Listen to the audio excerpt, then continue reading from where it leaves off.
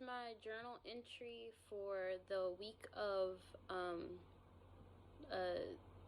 February 15th, I think, through the 20th.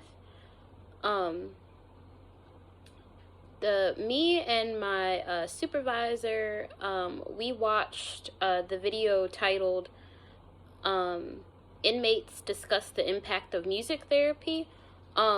We watched, after we watched it, basically during the video, it was inmates in a forensic setting, and it was a women's prison, I believe, for the most part, and the women were, they were partaking in music therapy with the music therapist. They did karaoke a lot, and they would do like kind of like an interpretive dance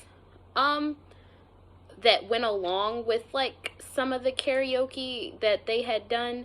But during the karaoke, they would have had prior done experience where they had changed up the lyrics to the songs a bit to fit to the theme of I guess it was like a show that they were doing. So I found that really interesting. That's something like different that you could do in a forensic setting, since that is my placement. But more so to help them with social skills and communications and more reintegrating them back into society.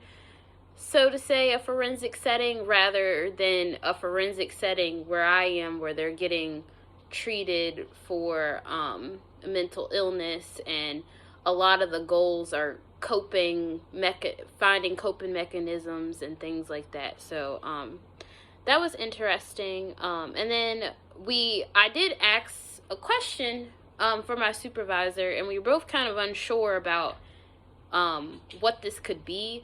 But if a music therapy in a setting, even though it's a forensic setting, would music therapy in that setting sort of be considered community music therapy? And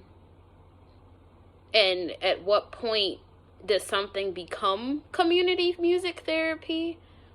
Rather than like a clinical music therapy setting, it's more of like, oh, well, we're benefiting this community, not so to say a population of people, even though these people are in a population because they are in a women's prison, but there's no set diagnosis to treat in these clients. It's more of like a way to help them, I don't know how you would say, help them help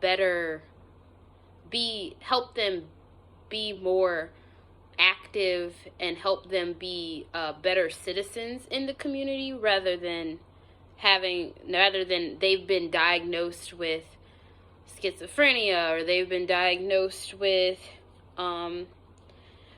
autism spectrum disorder. Would that be considered community music therapy? And what point does something become community music therapy, and what exactly is community music therapy?